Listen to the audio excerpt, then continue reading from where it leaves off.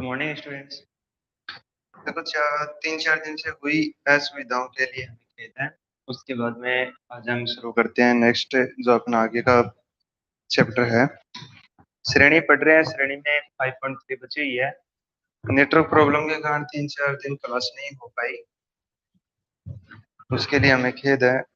और नेक्स्ट अब question start करते हैं। एग्जाम्पल नंबर देखिए 17। एग्जाम्पल नंबर 17,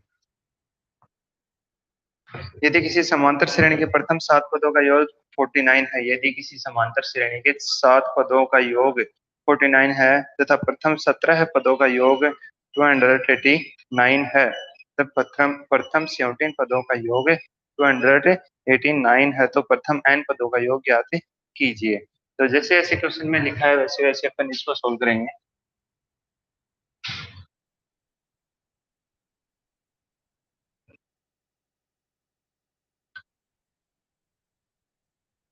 यदि किसी समांतर श्रेणी के प्रथम 7 पदों का योग 49 है,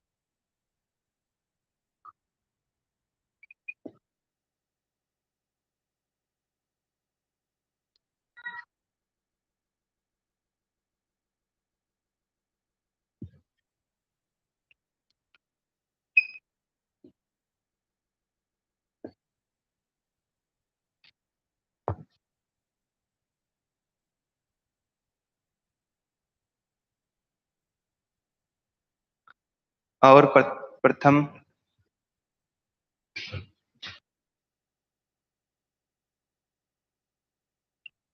17 पदों का योग प्रथम 17 पदों का योग आपको दे रखा है। 17 पदों का योग कितना दे रखा है? 289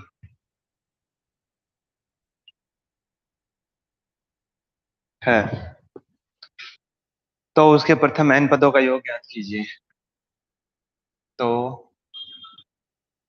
उसके प्रथम n पदों का योग ज्ञात कीजिए। इस प्रकार से आपको क्वेश्चन दिया, यदि किसी समांतर श्रेणी के प्रथम n पदों प्रथम 7 पदों का योग आपको 49 दे रखा और प्रथम 17 पदों का योग कितना दे रखा है? 289 दे रखा है। तो n पदों का योगफल ज्ञात करना है। तो n पदों के योगफल के लिए हम सबसे पहले तो हमें a d का मान चाहिएगा। ओके, n पदों के योगफल के लिए a और d का मान चाहिएगा। तो उसके लिए हम क्या करेंगे, देखो हल लिखेंगे। ये एग्जाम्पल नंबर 17 है इस एक्सरसाइज में। ओके, तो देखिए आप सबसे पहले प्रथम किसी समांतर समांतर श्रेणी के प्रथम 7 पदों का योग कितना दे रखा है?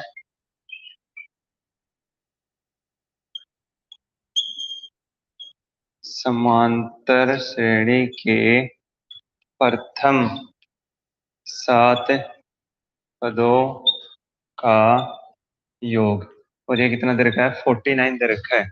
ओके, योग कितना दे रखा है? 49 दे रखा है। यानी इसका अर्थ क्या हो गया कि एस एन इक्वल टू क्या हो गया है? एस एन इक्वल टू क्या हो गया है? एस एन, एन की वैल्यू लिखें तो 7। S7 इक्वल टू हमें क्या दे रखा है? 49। ओके, S7 की वैल्यू हमें दे रखी है S7 इक्वल टू 49।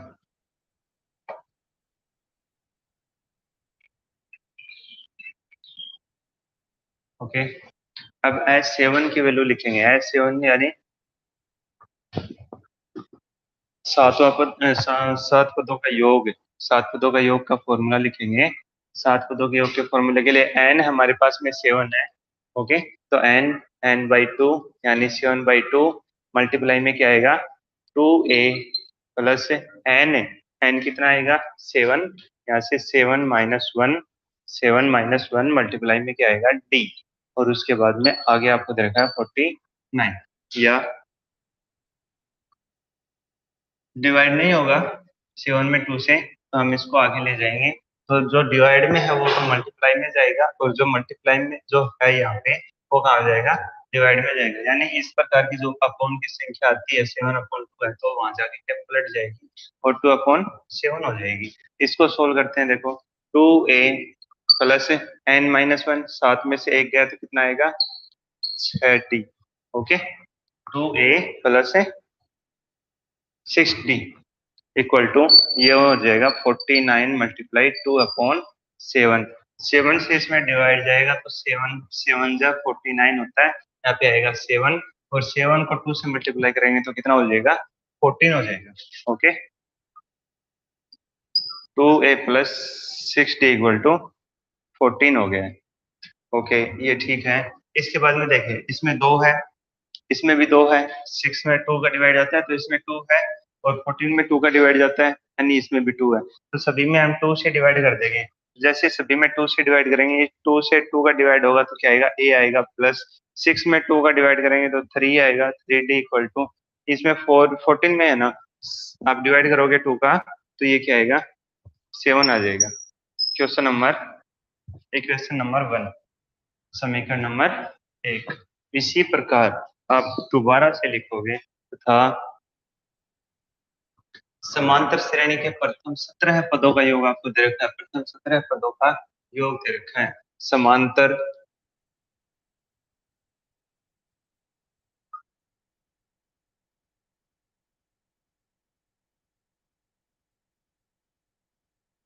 तथा समांतर श्रेणी के प्रथम 17 पदों का योग, और ये कितना दे रखा है आपको 289 दे रखा है। हमें कितना दे रखा है 289 दे रखा है।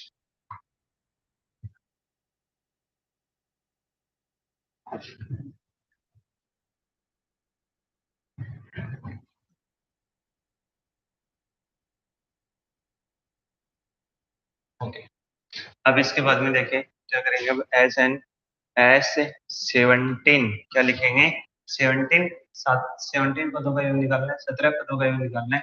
एस 17 इक्वल टू क्या हो जाएगा 289, 289 हो गया है। एस 17 की वैल्यू रखेंगे या n/2, n कितना है 17 है बाई 2, और मल्टीप्लाई में इसमें क्या है 2a प्लस 17 है 17 - 1, और मल्टीप्लाई में लगेगा d कोष्टक बंद इक्वल टू 289। ठीक है, यहाँ पर भी ये मल्टीप्लाई में है 17/2, ये आगे जाएगा तो चेंज हो जाएगा 2/17 है। ओके, 2/17 हो जाएगा। तो इसी प्रकार से हम क्या करेंगे, यहाँ पे ये वाले टर्म लिखेंगे। यहाँ से 2a लिखते हैं, प्लस 17 में से 1 जाएगा तो सभी को पता है 16 होता है, 16d इक्वल टू 289। 289 मल्टीप्लाई में क्या लगेगा 2/17। ये 289 17 का स्क्वायर होता है, तो इस 289 में 17 का डिवाइड करेंगे तो ये 17 आ जाएगा, और 17 को जब 2 से मल्टीप्लाई करेंगे तो कितना आएगा 34। ओके, 17 दूनी 34, तो इस प्रकार से ये हो जाएगा 2a plus 16d equal to 34। Okay, जैसे समझ में आ गया 34 कैसे है। 17 का इसमें डिवाइड करेंगे तो 17 आएगा, क्योंकि 17 की स्क्वायर है, 17 को इसके डिवाइड करेंगे तो 17 ही आएगा, और उस 17 को आप 2 से गुणा करोगे ना, 17 दूनी 34 होते हैं, तो इस प्रकार से यहाँ पे क्या आ जाएगा 34 आ जाएगा। ओके, फिर इसमें देखिए, इसमें भी 2 है, 16 में भी 2 है, क्योंकि 16 में 2 से डिवाइड होता है, और उसके बाद में 34 है, तो 34 में भी क्या है 2 है, क्योंकि वो 34 से डिवाइड होता है। हम इस पूरे पद में क्या है 2 से डिवाइड कर देंगे, ये बराबर है तो हम दोनों साइड में आसानी से 2 से डिवाइड कर सकते हैं, कोई प्रॉब्लम वाली बात नहीं होगी। उसके बाद में देखिए, या इसमें 2 से डिवाइड करेंगे a आ जाएगा, प्लस इसमें 2 से डिवाइड करेंगे तो क्या आएगा, 16 में 2 से डिवाइड करते हैं तो 8 आता है, 8d इक्वल टू 34 में 2 से डिवाइड करेंगे तो क्या आएगा 79।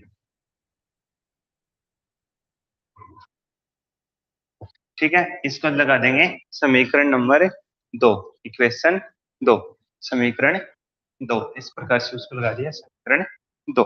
अब देखिए, साफ कर देते हैं थोड़ा। नेक्स्ट समीकरण 1 व 2 से हम क्या करेंगे, समीकरण 2 में से 1 को घटाएंगे।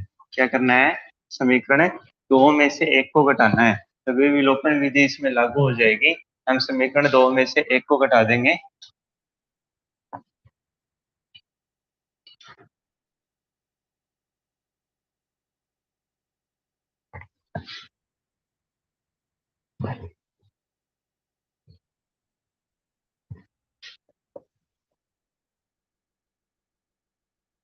समीकरण 2 में से समीकरण 1 घटाने पर, समीकरण 2 में से समीकरण 1 को हम घटा रहे हैं और 2 लिखेंगे। पहले पहले समीकरण 2 लिखेंगे, a plus 8d equal to 17। फिर लिखेंगे समीकरण 1, देखिए 2 में से 1 घटा रहे हैं तो 2 ऊपर आएगा और 1 नीचे आएगा। एक यहाँ से क्या आ रहा है, a plus 3d equal to कितना है, 7 है। ठीक है, इसी प्रकार से ये 3d है। अब घटा रहे हैं तो सभी के चिन्ह क्या कर देंगे, चेंज कर देंगे। ये भी माइनस हो गया, ये भी माइनस हो गया, ये भी माइनस हो गया। घटा रहे हैं मतलब चिन्ह चेंज कर दिए सभी के। उसके बाद में देखिए, जैसे a से a घट जाएगा, ये वाला 0 हो जाएगा। ठीक है, देखो a से a घटेगा तो ये तो 0 हो गया है ना। 2 से 2 घटते हैं तो 0 होता है, 3 से 3 घटते हैं तो 0 होता है। इसी प्रकार से a से a घट के क्या हो गया है, 0 हो गया। उसके बाद में देखिए 8d और 3d, 8 में से 3 जाएगा तो क्या आएगा, 5 आएगा। 5d इक्वल टू 17 में से 7 गए कितना आएगा, 10 आएगा। या d इक्वल टू क्या हो जाएगा, 5 नीचे जाएगा इसके, 10/5। या d इक्वल टू क्या हो गया है, 2। d की वैल्यू क्या हो गई है, 2 हो गई है। d की वैल्यू क्या आएगी, यहाँ से 2 आएगी। अब d का जो मान है वो हम समीकरण नंबर 1 में रख देंगे। d का मान कहाँ रख देंगे, समीकरण 1 में रख देंगे।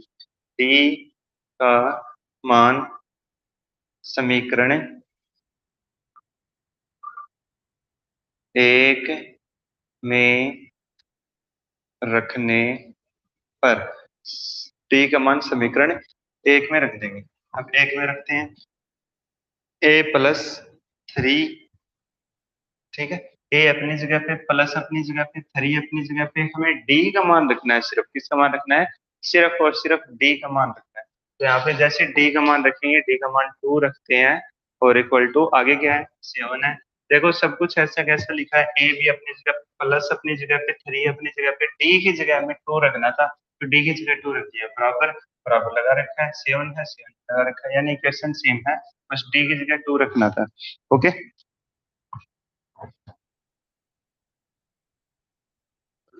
अब इसको सिंपल कर सोल्व करते हैं। तो सोल्व करने के बाद में देखिए, या ए, ये कितने हो जाएंगे, +6 हो जाएंगे इक्वल टू 7। 6 आगे जाएगा तो इसमें से लेस हो जाएगा। या ए इक्वल टू क्या हो गया है, 7 - 6। या ए इक्वल टू क्या आएगा, ए इक्वल टू आएगा 1। ए का मान क्या आ गया है, 1 आ गया। ए का मान 1 आ गया, ठीक है।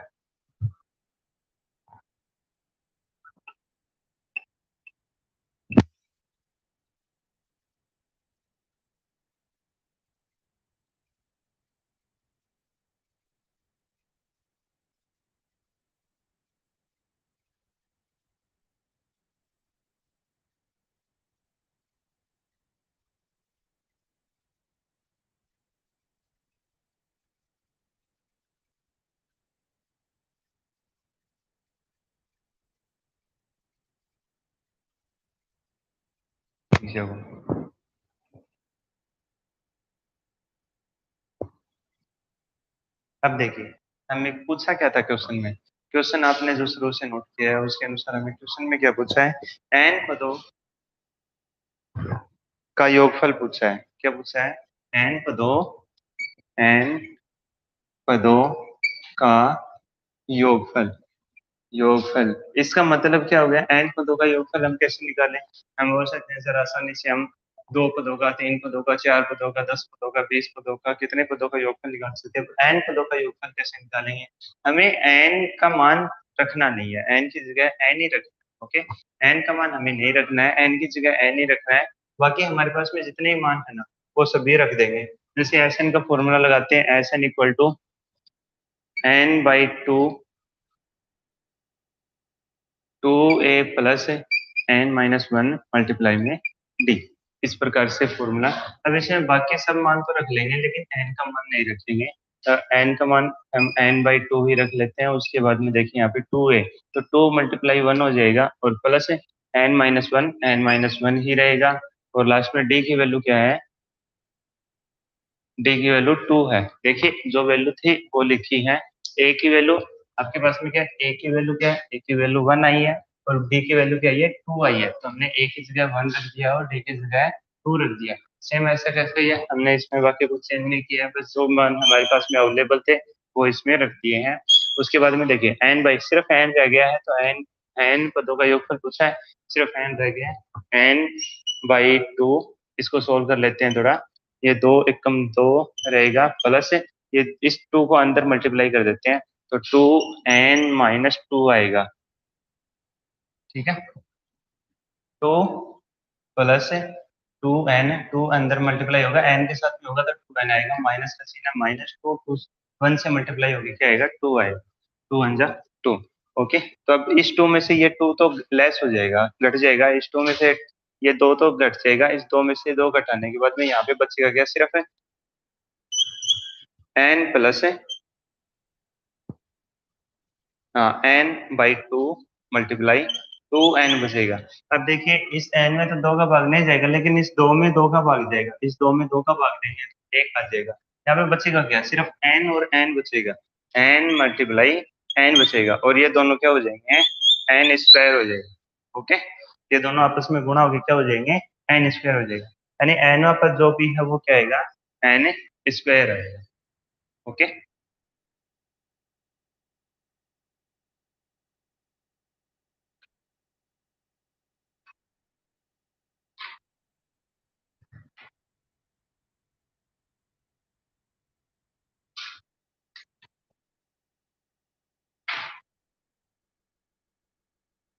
अतः है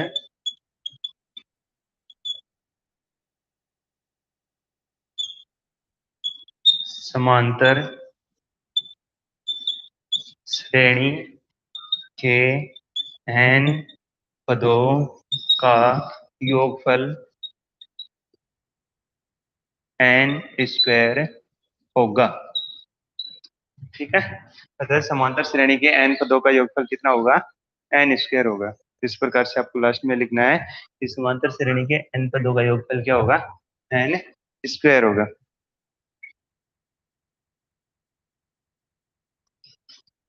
ओके, तो ये कंप्लीट हो चुका होगा। नेक्स्ट क्वेश्चन करते हैं।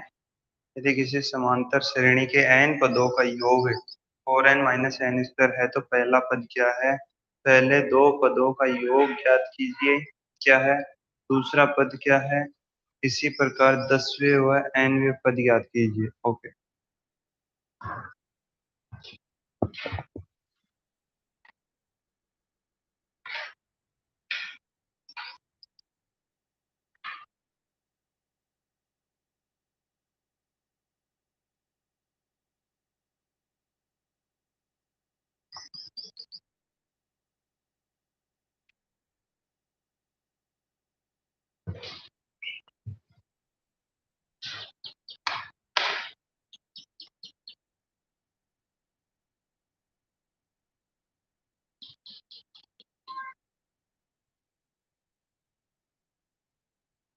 हो गया। बस, चलो अब नेक्स्ट क्वेश्चन देखते हैं।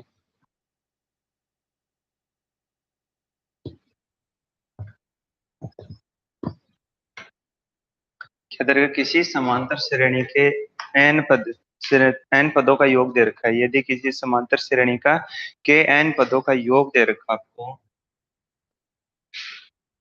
हम उसमें प्रथम पद दो पदों का योग, दूसरा पद इस प्रकार से निकाल सकते हैं। तो क्वेश्चन को करते हैं, देखिए यदि किसी समांतर श्रेणी के एन पदों का योग, एग्जाम्पल नंबर 10 है, हाँ 10 नहीं, 18 है।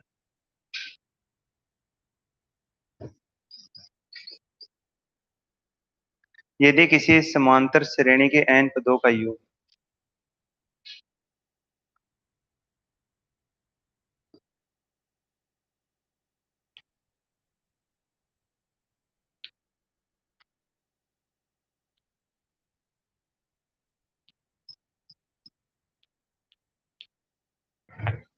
यदि किसी समांतर श्रेणी के n पदों का योग, और आपको ये कितना दे रखा है, 4n-n² है। क्या दे रखा है, 4n-n² है। तो आपको पूछा क्या है, पहला पद पूछा है, ठीक है, दूसरा पद पूछा है, दूसरे पदों का, दो पदों का योग पूछा है, ओके, और आपको पूछा है 10वां पद पूछा है, तीसरा तीसरा पद भी पूछा है, 10वां भी पूछा है, nवां पद पूछा है। ओके, हल करेंगे। हल करेंगे तो सबसे पहले तो देखें, समांतर श्रेणी के, ये वाली लाइन लिखेंगे, समांतर श्रेणी के n पदों का योग, समांतर श्रेणी के n पदों का योग, ये वाली लाइन लिखेंगे। ये कितना दे रखा है आपको, 4n-n² दे रखा है, ओके, ठीक है। उसके बाद में हम निकालेंगे प्रथम पद, प्रथम पद। देखिए, अगर हम n का मान 1 रख दें, या n का मान 1 मतलब पहला पद हो गया है, ओके, n का मान यदि हम 1 रखते हैं तो इसका मतलब क्या हो गया है, पहला पद हो गया। अब पहला पद में योग करेंगे तो पहले का ही तो आएगा, एक ही पद का मान आएगा, जैसे ये पहला पद है, अगर हम n का मान 1 लिखते हैं, n का मान 1 का मतलब हो गया कि ये पहला पद। अब तो इसका योग क्या करेंगे, पहला पद तो ये रहेगा, इसमें कुछ जोड़ना घटाना कुछ भी नहीं है। तो प्रथम पद निकालने के लिए देखिए, s1 इक्वल टू 4 × 1 - n², या s1 इक्वल टू 1 आएगा, और 4 - 1, या s1 इक्वल टू क्या हो जाएगा, 3 हो जाएगा, ठीक है। S1 या A1, इन दोनों का मान एक ही रहेगा। S1 का मतलब हो गया पहले पद का योग, तो पहले पद का योग, पहले पद का क्या योग होगा, वो पद ही अकेला है, सिर्फ 3 ही है, इसका योग क्या होगा, 3 ही होगा। तो या फिर आपको ये बता दें कि A1 इक्वल टू 3, तो उसका मतलब ये हो गया कि पहला पद क्या है, पहला पद 3 आएगा, ठीक है। इसी प्रकार से आप लिखेंगे, श्रेणी का प्रथम पद 3 होगा, ये चीज आप नोट कर लोगे इसमें, ये ठीक है। उसके बाद में देखिए, अब दूसरा जो आपको ज्ञात करना है वो क्या है, प्रथम दो पदों का योग, प्रथम दो पदों का योग, आपको प्रथम दो पदों का योग निकालना है। तो प्रथम दो पदों का योग निकालने के लिए आप S2 लगाओगे, S2, और ये S2 क्या हो जाएगा, जो आपके पास में योग दे रखा है उसमें आप n की जगह क्या लिख दोगे, 2 लिख दोगे। तो 4 × 2 - 2², और इसको सोल्व करोगे तो क्या आएगा,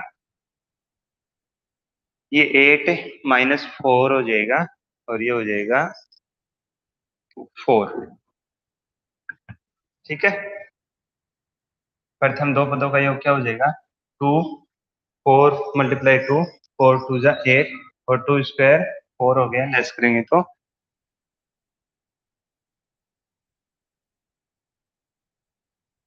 1, 4 है, ठीक है। प्रथम दो पदों का योग आ गया। देखो पहला पद तो ये है, पहला पद क्या है, 3 है, और दूसरा पद नहीं पता है, हमें अभी दूसरा पद हमें नहीं पता है, लेकिन हमें एक चीज पता है कि अगर दूसरे और पहले को जोड़ते हैं तो 4 आता है। देखो S2 का मान हो गया कि योग कर रहे हैं दो पदों का, यानी पहला पद और दूसरे पद को हम जोड़ रहे हैं, तो कितना आएगा, 4 आएगा। तो आप क्या लिखोगे यहाँ पे, दूसरा पद के लिए लिखोगे, ओके, दूसरे पद के लिए लिखोगे, श्रेणी का दूसरा पद, श्रेणी के दूसरे पद के लिए लिखोगे, तो श्रेणी का दूसरा पद क्या आ जाएगा यहाँ से, 8 2, ये हम S 4 में से 3 जाएगा, 4 में से 3 जाएगा और ये क्या हो जाएगा, 1 हो जाएगा। ओके, यानी कि आप A2 निकालने के लिए S2 में से S1 घटा दोगे, 4 में से 3 घटा दोगे तो क्या आ जाएगा, 4 में से 3 घटा दो 1 आ जाएगा। कैसे, कि ये तो दूसरा दो पदों का योग है ना। किस प्रकार से, जैसे मान लो कि दो, अब ये श्रेणी किस प्रकार से होगी, श्रेणी ही लेके हम इसको समझने की कोशिश करते हैं। यहाँ से 3 है पहला पद, दूसरा पद हमारे पास में 1 आया, ठीक है। अब इनको योग करेंगे तो कितना हो जाएगा, 4 हो जाएगा। तो ऊपर वाला तो क्या है, ये तो पहला पद है ही डायरेक्ट, क्योंकि एक पद में कुछ भी जोड़ नहीं पाएंगे, वो का वही रहेगा, एक पद का योग भी वही रहेगा और एक पद भी वही रहेगा। फिर दो पदों का योग दे रखा है, ये दो पदों का योग है, कौन से, इन दोनों पदों का। तो 3 में कितने जोड़ेंगे दूसरा पद आ जाए, तो ये 1 आएगा, ठीक है। 1 जोड़ेंगे तो क्या हो जाएंगे, 4 आ जाएंगे, ठीक है। 3 में 1 जोड़ते 4 आ जाएगा। इस प्रकार से आपको जब अब श्रेणी सामने आ गई, श्रेणी सामने आ गई है, तो आप क्या इसमें आसानी से ये बता सकते हो, ए का मान कितना आएगा प्रथम पद, डी का मान कितना आएगा, डी का मान -2 आ रहा है ना, डी का मान -2 आ रहा है, तो हम ये चीज इसमें बता सकते हैं आसानी से।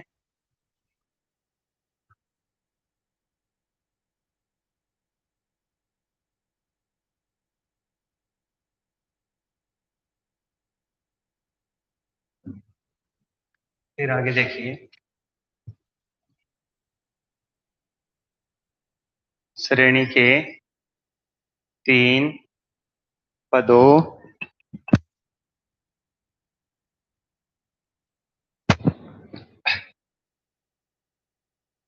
का योग, 3 पदों का योग निकालेंगे, 3 पदों का योग निकालेंगे तो क्या हो जाएगा, S3 एन का मान S3 रख देंगे, यानी 3, एक पहला पद ये था, दूसरा पद ये आ गया 1, तीसरे पद का हम योग निकाल देंगे। तो तीसरे पद, तीनों पदों का योग निकालें, S3 अपन निकालें, S3 इक्वल टू क्या आएगा, जब इसमें मान रखते हैं 4 × 3 -3 स्क्वायर, ये कितना हो जाएगा,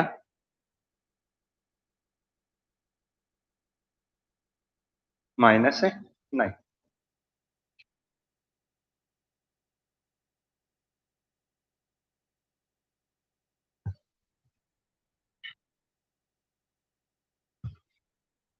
कितना आएगा ये, 9 3 आएगा। ओके, यानी 3 पदों का योग कितना आ गया है, 1 2 3, तीनों पदों को जोड़ने या तीनों पदों का योग कितना आ गया है, 3 आ गया। तीनों पदों का योग कितना आ गया, 3 आ गया। अब हमें क्या निकालना है, तीसरा पद निकालना है, तीसरा पद।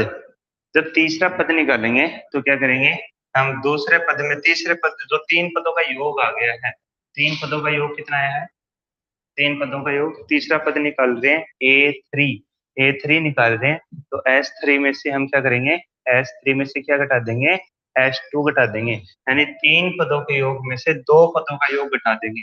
जब हमें ये वाली टर्म निकालनी है यहाँ से तीसरी, तो हम इन तीनों के योग में इन दोनों का योग घटा देंगे, यानी घटा देंगे तो सिर्फ ये बचेगा। आप इस बात को समझ गए, 3 में से हम S2 घटाएंगे तो हमारे पास क्या बचेगा, सिर्फ ये टर्म बचेगी। तो इसको घटाने पे समझिए कितना आएगा, A3 इक्वल टू, यहाँ पे A3 का, S3 का मान कितना है, 3 है, और S2 का मान यहाँ से कितना है, 4 आया है, -4 इक्वल टू कितना हो गया है, -1 हो गया, -1 हो गया। ये चीज पता चल गया, घटते हुए क्रम में है, ठीक है। तो हमें तीसरा पद मिल गया -। अब हमें ये चीज बता देनी है कि श्रेणी किस प्रकार से होगी, ठीक है। अतः श्रेणी,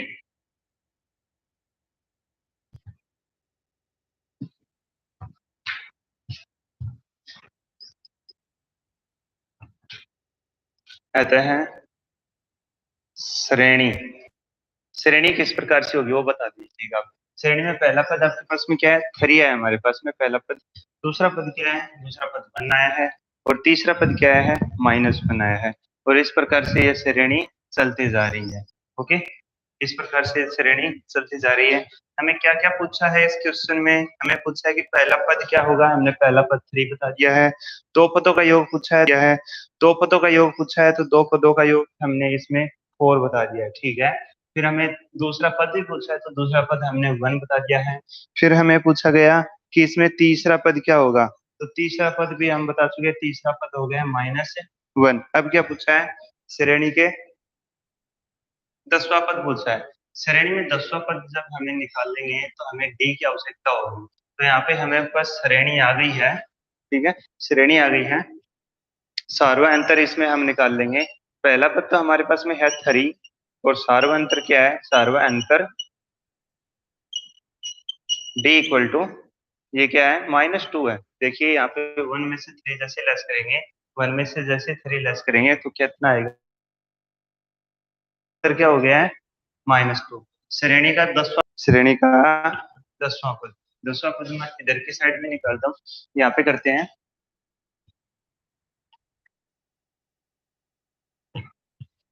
10वां पद निकालने के लिए कौन सा फॉर्मूला यूज में लेंगे हम,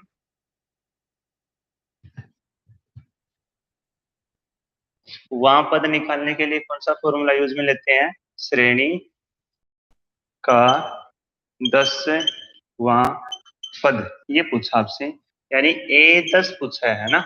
वहां पद के लिए कौन सा an का फॉर्मूला यूज में लेते हैं, कौन सा फॉर्मूला यूज में लेते हैं, an का फॉर्मूला यूज में लेते हैं। an का फॉर्मूला यूज में लेंगे, A10 हो जाएगा। तो आप पे देखिए, अब इसमें मान रख देते हैं, फॉर्मूला क्या है, a+n-1 मल्टीप्लाई डी। ओके, तो सभी में मान रख दीजिए। ए का मान क्या है, 3 है, प्रथम पद क्या है, 3 है, उसके बाद में प्लस का निशान है, ठीक है, एन का मान 10 है, -1 मल्टीप्लाई डी का मान क्या है, -2 है। ओके, तो ये 3 प्लस 10 में से 1 प्लस करेंगे, 9 मल्टीप्लाई -2 हो जाएगा, और 3 प्लस माइनस आएगा, देखो प्लस माइनस माइनस आएगा, 9 दूनी 18 हो गए, और ये कितना आएगा, 15 है, वो भी किसके, माइनस के। श्रेणी का 10वां पद आपको पूछा है, वो कितना हो गया है, -15 हो गया है। अब श्रेणी का nवां पद पूछा आपसे, श्रेणी का nवां पद, श्रेणी का कौन सा पद पूछा है, nवां पद पूछा है, यानी कि आपको n का मान नहीं रखना है, n की जगह n का ही मान रखना है। तो आप इसमें श्रेणी में जैसे n का nवां पद पूछेंगे, nवां पद निकालेंगे, श्रेणी में nवां पद, तो nवां पद क्या आएगा, nवां पद a n इक्वल टू 3, ए का मान लिख दिया 3 प्लस n-1, n का मान हमारे पास में नहीं है, n का मान हमें नहीं लिखेंगे, और मल्टीप्लाई में -2 है, बराबर 3 प्लस, इन सभी को -2 से मल्टीप्लाई करेंगे तो -2n और +2 हो जाएगा। देखिए माइनस प्लस -2n और माइनस माइनस प्लस 2 वन जा 2। ओके, कोष्टक बंद कर देते, कोष्टक खोलेंगे तो ये प्लस माइनस माइनस हो जाएगा।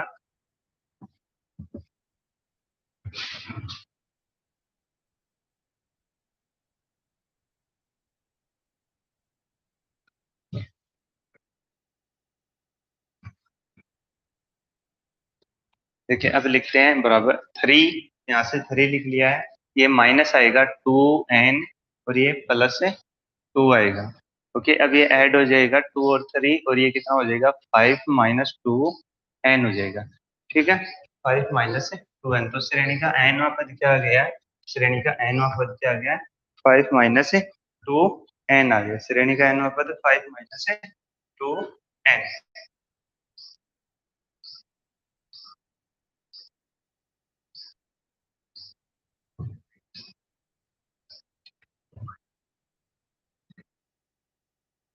ओके, इस प्रकार से क्वेश्चन लंबा है, क्योंकि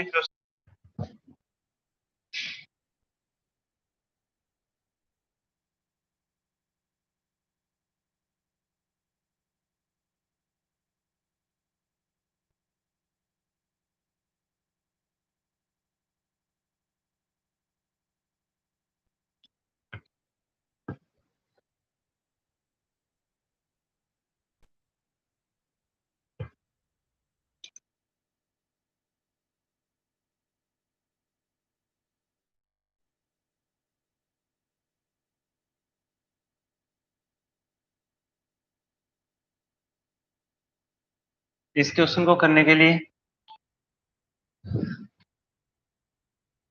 सबसे पहले तो हमें 3 पूछी है, ठीक है,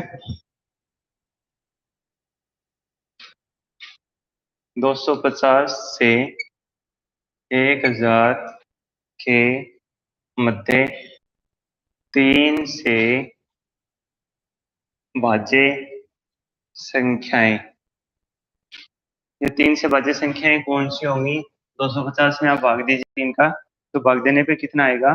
जो भी देखिए, इनको योग कर लेते हैं। 5 6 7 7 आ गया। हमें कितने और चाहिए? कितने और चाहिए कि 3 का डिवाइड हो जाए? देखिए 5 6 7 हो गया है, तो 7 के बाद में हमें कितने और चाहिए कि 3 से डिवाइड हो जाएगा? सर 9 चाहिए। 9 चाहिए तो कितना ऐड करना पड़ेगा? 2, यानी इसमें 2 और ऐड करना पड़ेगा। तो 250 में 2 ऐड करते क्या हो जाएगा? 252 हो जाएगा। 52। फिर अगली संख्या क्या आएगी? 255। फिर अगली संख्या, इसमें 3 बढ़ाते जाएंगे, 258। इस प्रकार से श्रेणी बन रही है। और ये लास्ट लास्ट देखिए 1000 है, तो इसके अंदर 999 आ जाएगा। ओके, 99 और 9 आ जाएगा। इसमें भाग दे सकते हैं।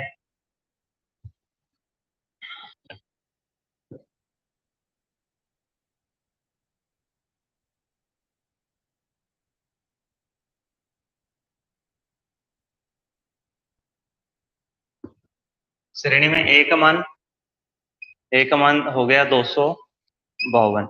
डी का मान हो गया 3।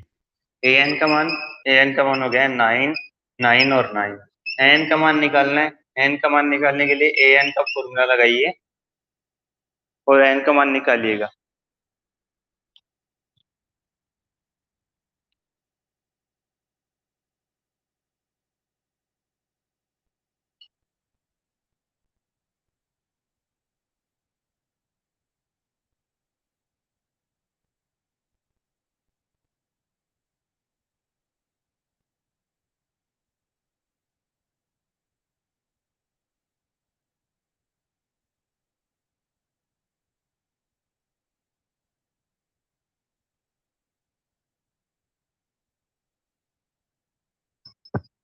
ए N equal to A plus N minus 1 multiply में क्या आएगा? डी आएगा। सभी का मान रख दीजिएगा। जैसे आप सभी का मान रखोगे इसके अंदर, ए एन का मान क्या आएगा? 999। ठीक है, ए एन का मान आपने रख दिया है 999 रख दिया है। उसके बाद में देखिए ए का मान हमें पता है 252 प्लस एन का मान हमें नहीं पता है, कोई बात नहीं है। मल्टीप्लाई में डी का मान हमें पता है। डी का मान कितना आएगा? 3 आएगा।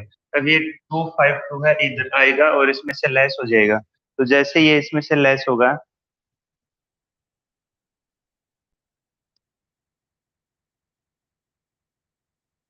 या 999 minus 252 252 equal to N minus 1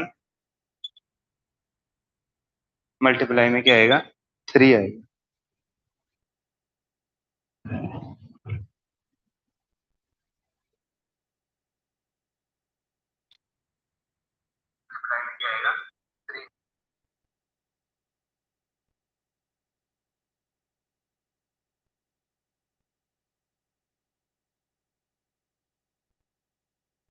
अब देखिए, इसमें से पहले आप इसको लेस कीजिएगा। लेस करने पे कितना आएगा? 7। फिर 2 आएगा और इधर से क्या आएगा? 7 आएगा। 7 2 1, या ये 3 इसके डिवाइड में आ जाएंगे, तो ये 3 इधर डिवाइड में आएगा। आगे क्या बचेगा? एन माइनस 1 बचेगा। जैसे 3 से डिवाइड करेंगे तो 6 से, फिर क्या आएगा?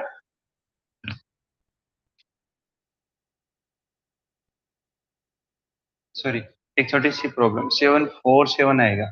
ओके,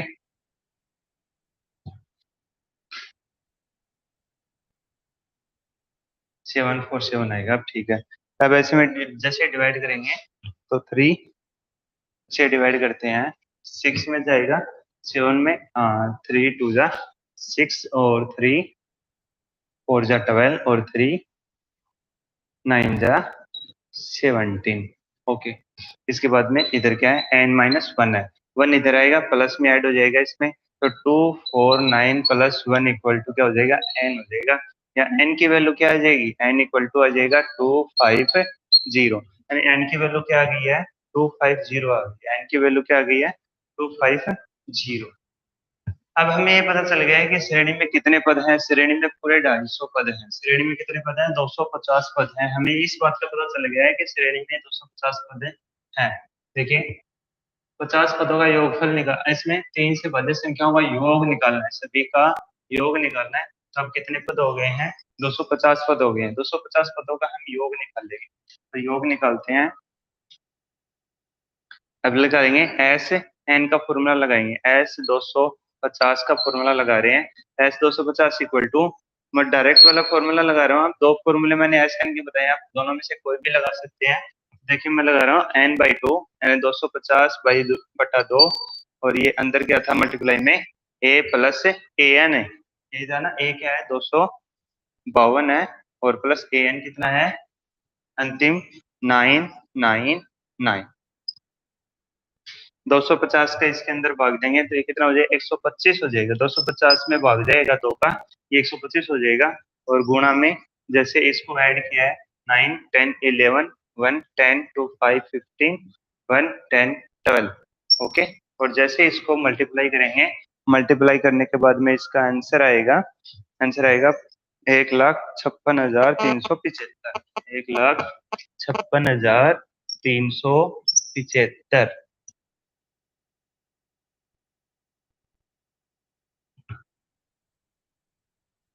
ओके,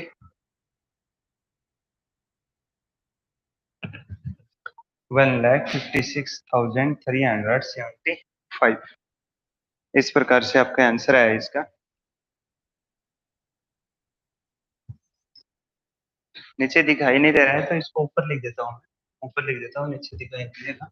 ये हो जाएगा 1,56,375। ये जो इसका आंसर है। आपको इन पदों का, इतने पदों का योगफल पूछा था, कितना 3 से भाज्य संख्याओं का योगफल पूछा था। तो पहले संख्या 252, 255, 258, यानी इन सभी संख्याओं को जोड़ेंगे तो ये कितने हो जाएंगे 1,56,375 हो जाएगा। इस प्रकार से आपको क्वेश्चन करने हैं। ओके,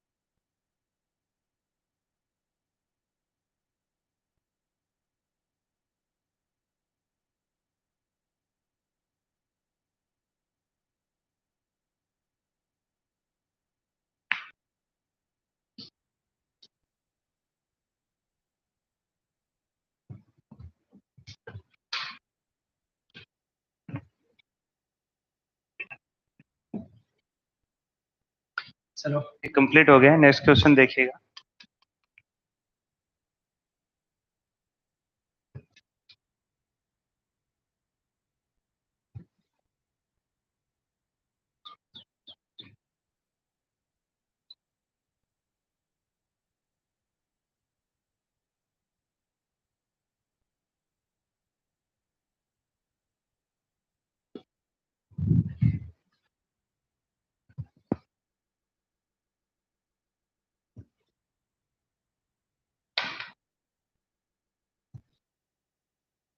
अब देखिए नेक्स्ट क्वेश्चन क्या दे रखा है।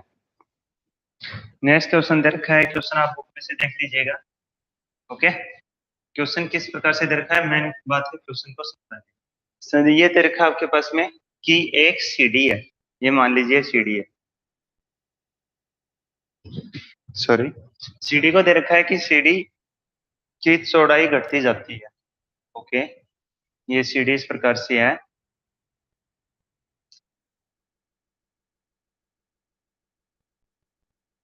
सबसे नीचे जो डंडी लगी है सीढ़ी में, नीचे वाली डंडी है, इसकी लंबाई आपको दे रखी है 45 सेंटीमीटर दे रखी है।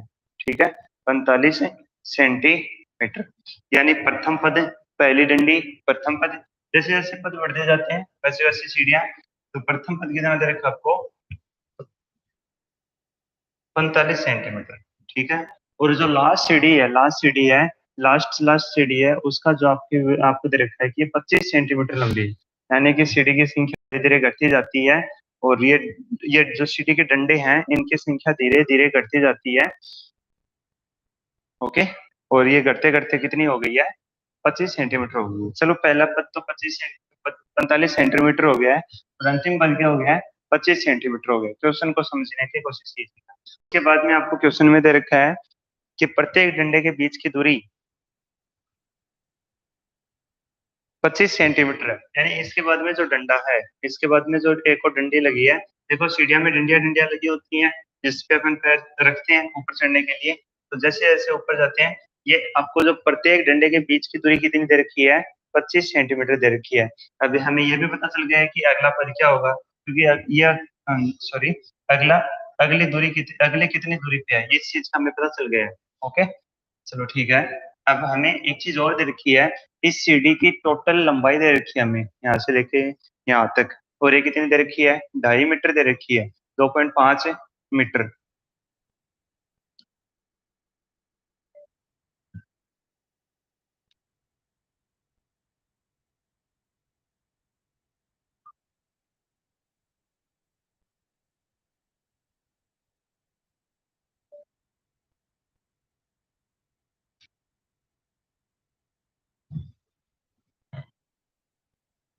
अब देखिए क्वेश्चन को किस प्रकार से करेंगे, हल करते हैं इसका।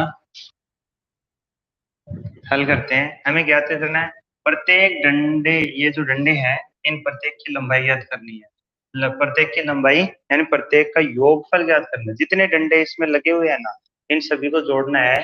तो हमें सबसे पहले तो इनकी लंबाई के बारे में हमें नहीं पता है, अभी इसमें कितने डंडे हैं वो भी हमें नहीं पता है। सबसे पहले तो हम ये ज्ञात करेंगे कि इसके अंदर डंडे कितने हैं। हमें दे रखा है कि प्रत्येक डंडे के बीच में कितनी दूरी है, 25 सेंटीमीटर की दूरी है। 25 सेंटीमीटर की दूरी है, और डंडे कितने हैं, डंडे कितने हैं, डंडे हमें ज्ञात करने हैं कितने हैं।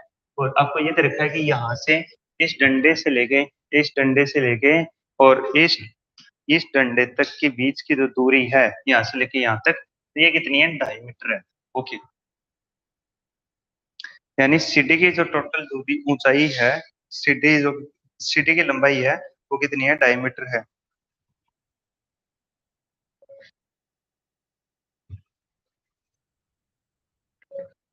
हम सबसे पहले क्या लिखेंगे, सबसे पहले हम लिखते हैं सीढ़ी के क्रमागत दो डंडों के बीच की दूरी, यानी कि इन दो कोई भी दो डंडों के बीच की दूरी, सभी के बीच की दूरी कितनी है 25 सेंटीमीटर है, तो ये कितनी हो जाएगी 25 सेंटीमीटर हो जाएगी। ओके, ये आपको दिया हुआ है इसमें 25 सेंटीमीटर। उसके बाद में देखिए सीडी के निचले और ऊपर वाले यानी ऊपरी और नीचे वाले डंडे के जो बीच की टोटल दूरी है वो कितनी दे रखी है आपको? 2.5 मीटर दे रखी है। तो सीडी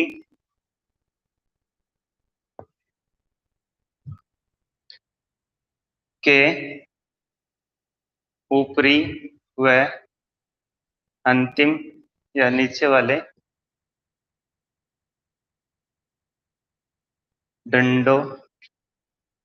डंडे के बीच कुल दूरी, अभी कुल दूरी आपको कितना दे रखा है? 2.5 मीटर दे रखा है, 2.5 मीटर। ठीक है, कितना दे रखा है? 2.5 मीटर दे रखा है।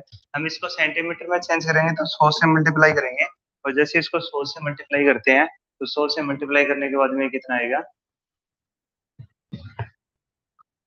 100 से जैसे आप इसको मल्टीप्लाई करोगे तो 250 आ जाएगा, 250 सेंटीमीटर आ जाएगा। ओके, 250 सेंटीमीटर आ जाएगा। उसके बाद में हम सीडी के में डंडों की संख्या निकाल देंगे। ठीक है, सीडी में लगे डंडों की संख्या, इसकी संख्या निकल जाएगी क्योंकि टोटल दूरी दे रखी है और प्रत्येक के बीच की दूरी दे रखी है संख्या। तो ये क्या हो जाएंगे, हम 250 में भाग देंगे, इसका 25 का भाग देंगे। ठीक है, इसको सेंटीमीटर में इसलिए चेंज किया कि दोनों सेंटीमीटर और सेंटीमीटर में होना चाहिए। ये भी सेंटीमीटर है, ये भी सेंटीमीटर, भाग देंगे और +1 लगाएंगे। तब ये +1 कहाँ से आएगा इसके मैं बताऊंगा। 25 का जैसे भाग देंगे 10 आएगा, +1 और ये हो गए 11। ओके, अब देखिए अगर हमने इस डंडे से आगे की दूरी निकाली, इस डंडे से आगे की दूरी ऐसे नापते हैं, एक डंडा हो गया। ठीक है, यानी एक दूरी कितनी होगी? 25 सेंटीमीटर। तो हम क्या करते हैं, एक डंडा हो गया। पहले वाले डंडे को नहीं गिनते हमेशा, जब भी हम गिनती करते हैं तो क्या करते हैं, जैसे यहाँ से हमने पकड़ा इसको और हमें इसको इसको नापने का काम कर रहे हैं, तो इसको नाप, जैसे इसका नाप ले रहे हैं तो ये कितना हो जाएगा? ये एक डंडा हो गया। यहाँ से एक हमने 25 सेंटीमीटर, फिर दूसरे का फिर करते हैं 50 सेंटीमीटर, फिर तीसरे का 75 सेंटीमीटर, यानी पहले को तो हमने गिना ही नहीं है, इसलिए 1 लगा है। ओके, तब डंडों की संख्या कितनी हो गई है इसमें? 11 हो गई है। डंडों की संख्या कुल कितनी हो गई है? 11 हो गई है। उसके बाद में देखिए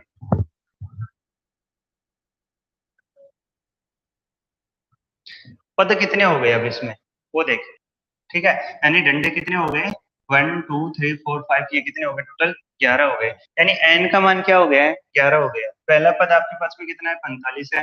दूसरा पद क्या है? 25 है। और टोटल इसमें 1 2 3 4 5 6 7 8 9 10 इस प्रकार से जो है लगे थे, एक दो कितने डंडे? 11 लग गए। यानी इन सभी डंडों के योग निकालना है हमें। क्या निकालना है? डंडों का योग निकालना है। ओके, तो हम सबसे पहले एक चीज, दो चीज और बताएंगे, ये 45 क्या है और ये 25 क्या है ये बताएंगे। तो डंडों में प्रथम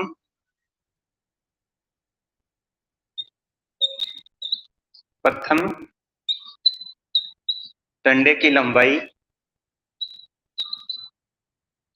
यानी कि ए, यानी प्रथम पद, ये कितना है? 45 सेंटीमीटर, 45 है सेंटीमीटर। और इसी प्रकार से अंतिम अंतिम पद, अंतिम डंडे की लंबाई, और ये कितना हो गया? ए एन हो गया है, ए एन, यानी ए 11 है। ओके, ए 11, अंतिम पद कौन सा? 11वां है, तो ए 11 हो गया है। ए 11 और ए एन भी मान लो, ए 11 मान लो, और ये कितना हो गया है? 25 हो गया है, 25 सेंटीमीटर। ठीक है, प्रथम पद आ गया है हमारे पास में, एन का मान आ गया है, और अंतिम पद आ गया है 25। अब देखिए हमें क्या निकालना है कि प्रत्येक का योग निकालना है। ठीक है, प्रत्येक डंडे को जोड़ना है, ये डंडे कितने, प्रत्येक डंडे की लंबाई कितनी है। प्रत्येक डंडे की लंबाई आपसे नहीं पूछी है, सभी डंडों का योग पूछा है। इसको भी जोड़ना है, इसको भी जोड़ना है, इसको भी, इसको भी, इसको भी, सभी को जोड़ के बता दीजिए कितना है। ठीक है, तो सीडी में लगे डंडों, लगे सीडी में डंडों की में लगे लकड़ियों की लंबाई,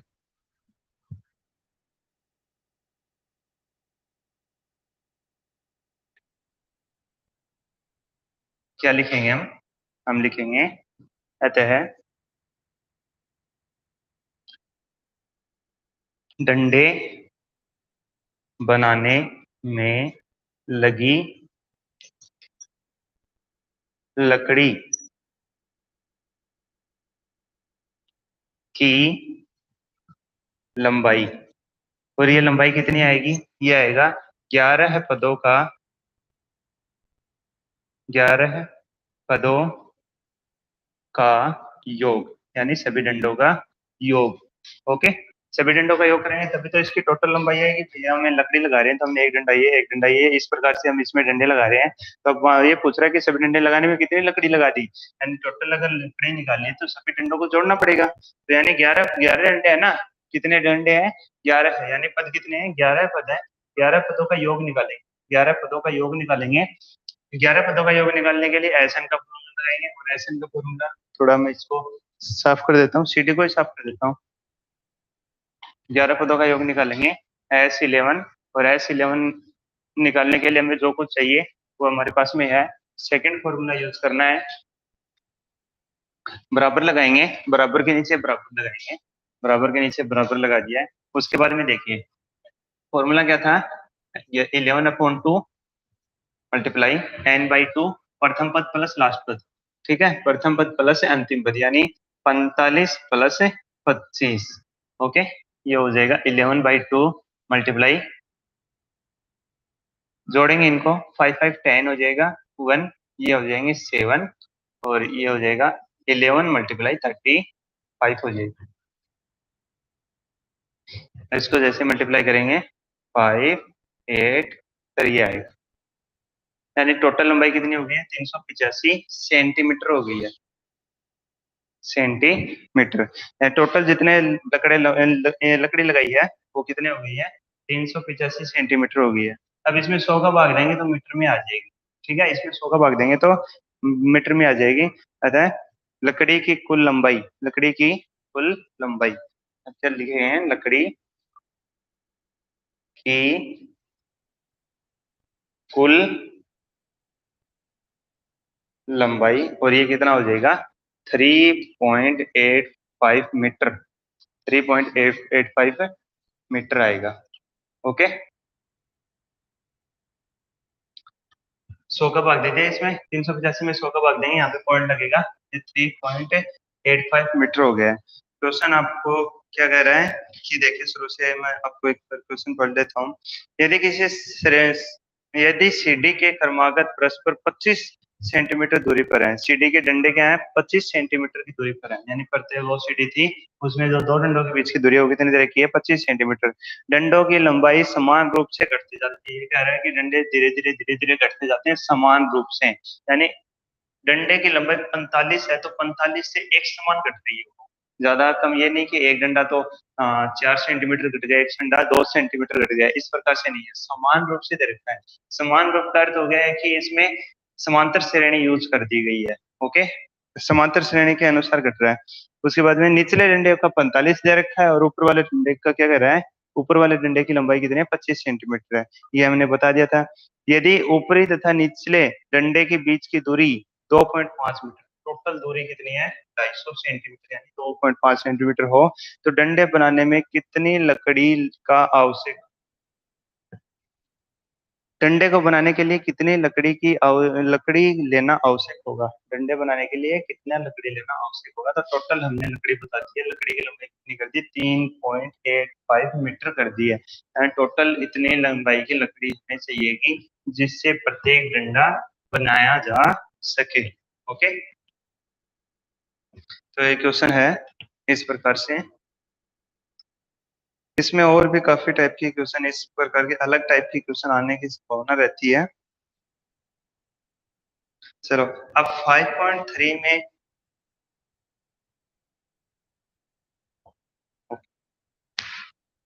5.3 में पहला पद क्या था, श्रेणी का योगफल ज्ञात कीजिए। पहला क्वेश्चन आप आसानी से ज्ञात कर सकते हो, ठीक है, कोई दिक्कत नहीं होनी चाहिए, पहला क्वेश्चन आसानी से हो जाएगा। या जो भी क्वेश्चन नहीं होता है पहले क्वेश्चन में वो आप मेरे को कभी भी पूछ सकते हो। उसके बाद में देखिए दूसरा क्वेश्चन क्या कह रहा है, निम्नलिखित का योग ज्ञात कीजिए, ये क्वेश्चन भी आसानी से हो जाएगा।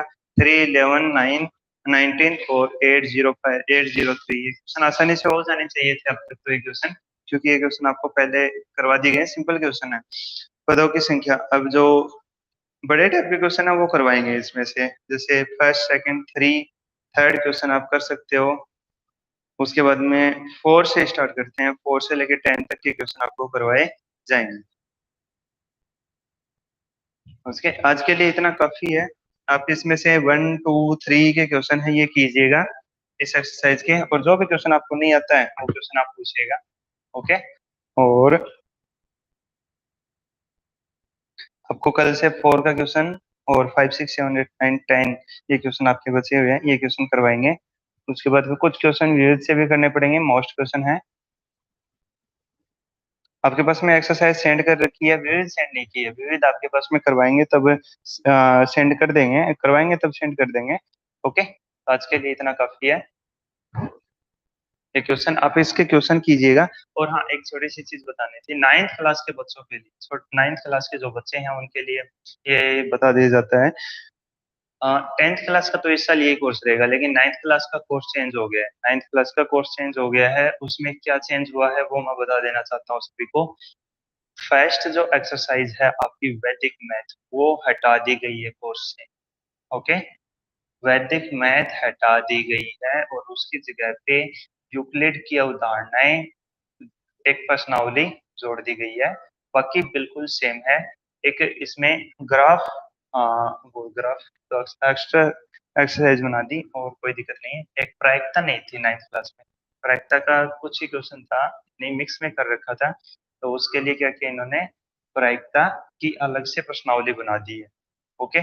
और एक एक्सरसाइज जो और जोड़ी है वो है त्रिभुज का क्षेत्रफल, हीरो का सूत्र। हीरो के सूत्र एक फॉर्मूला है S, S minus A and S minus B S minus C का टोटल का अंडर रूट। इस एक्स हीरो के सूत्र से संबंधित पूरी एक प्रश्नावली दे दी गई है। पहले इसके कुछ ही क्वेश्चन थे बुक के अंदर, कुछ क्वेश्चन आएंगे, तो अब इसमें पूरी एक एक्सरसाइज जोड़ दी गई है। और एक यूक्लिड अवधारणा, ये ही एक टॉपिक नया जोड़ा, एक टॉपिक यूक्लिड अवधारणा। ओके, ये एक एक्सरसाइज जो 4 नंबर पे जोड़ दी गई है नई। और 1 नंबर पे जो एक्सरसाइज है वैदिक मैथ, वो हटा दी गई है। यानी अगली बार जब कोर्स चेंज होगा तो 10th का, तो उसमें वैदिक मैथ नए आने के पूरे पूरे आसार बने हुए हैं, उसमें वैदिक मैथ शायद नहीं आएगी। ओके, तो हम वैदिक मैथ कोर्स से हटा रहे हैं, पहली एक्सरसाइज 9th क्लास से वैदिक मैथ हटा दी गई है और उसकी जगह पे एक यूक्लिड अवधारणा, ये एक्सरसाइज जोड़ दी गई है। बाकी जो एक्सरसाइज जोड़ी है वो पहले से हैं, उनके क्वेश्चन कम थे, अब उनकी पूरी पूरी एक्सरसाइज दे दी गई है और ज्यादा चेंज नहीं है। बाकी पूरा जो बुक में जितने प्रमेय है वगैरह जो भी है वो सब उस बुक में, नई बुक में है। एक एक्सरसाइज जोड़ी है और एक ही घटाई है, वैदिक मेथड हटा दी गई है और उसकी जगह पे यूक्लिड अवधारणाएं जोड़ दी गई। बस इतना ही चेंज किया गया है, बाकी बुक सेम का सेम है। कुछ बच्चे कह रहे थे कि सर नई बुक आएगी तो पुरानी बुक को पढ़ने से कोई फायदा नहीं है। मैं उनके लिए बता देता हूँ कि मैथ में कुछ ज्यादा चेंज कभी नहीं होता है, सिर्फ एक आध प्रश्नावली में चेंज होता है, बाकी मैथ में कुछ भी चेंज करता है, सेम के सेम फॉर्मूले हमेशा वो ही रहते हैं, उन्हीं फॉर्मूलों पे आधारित है। कुछ क्वेश्चन चेंज कर देते हैं वो एक अलग बात है, लेकिन फॉर्मूले अगर आपको उन्हीं फॉर्मूलों से क्वेश्चन करने आते हैं तो क्वेश्चन चाहे चेंज कर दो आप वो भी क्वेश्चन कर लोगे। आपको फॉर्मूला सोल्व करना आना चाहिए। जैसे इसमें फॉर्मूला लगा है एस एन का, ये फॉर्मूला आपको सोल्व करना आता है तो आप इससे संबंधित आपको कैसे भी क्वेश्चन देते हैं आप आसानी से फॉर्मूले ये क्वेश्चन सोल्व कर लो, क्योंकि आपको ये फॉर्मूला यूज करना आता है। हम अगर पुरानी बुक से भी कर रहे हैं तो भी हम फॉर्मूले सोल्व करने का सीख रहे हैं, और नई बुक से कर रहे हैं तो भी वो फॉर्मूले सोल्व करने के सीखेंगे, फॉर्मूले किस प्रकार से यूज होते हैं क्वेश्चन में, किस प्रकार से क्वेश्चन होता है। ठीक है, क्वेश्चन एक ही आते हैं, क्वेश्चन में संख्याएं चेंज हो जाती है नई बुक में, कुछ क्वेश्चनों में, वो भी टोटल नहीं, कुछ ही क्वेश्चनों में। एक आध एक्सरसाइज ऊपर नीचे करते हैं, जैसे वैदिक मैथ हटा दी गई उसकी जगह पे यूक्लिड अवधारणाएं जोड़ दी गई, तो उससे कोई फर्क नहीं पड़ता। हम यूक्लिड वैदिक मैथ पढ़ते हैं तो भी अच्छी बात है, लेकिन 10th क्लास में एक बार वही कोर्स रहेगा, वैदिक मैथ भी आएगी, सब कुछ आएगा, जो पहले है वो ही आएगा। ओके, तो ये चीज छोटी सी आपकी जानकारी के लिए मैं बता रहा था। और मार्केट के अंदर बुक अवेलेबल है, टोटल बुक अवेलेबल है मार्केट के अंदर। 9th क्लास के बच्चे कोई पुरानी बुक नहीं लेगा, नई बुक लेंगे, सभी मार्केट से नई लेके आएंगे। ओके, तो आज के लिए इतना काफी है। Okay, bye.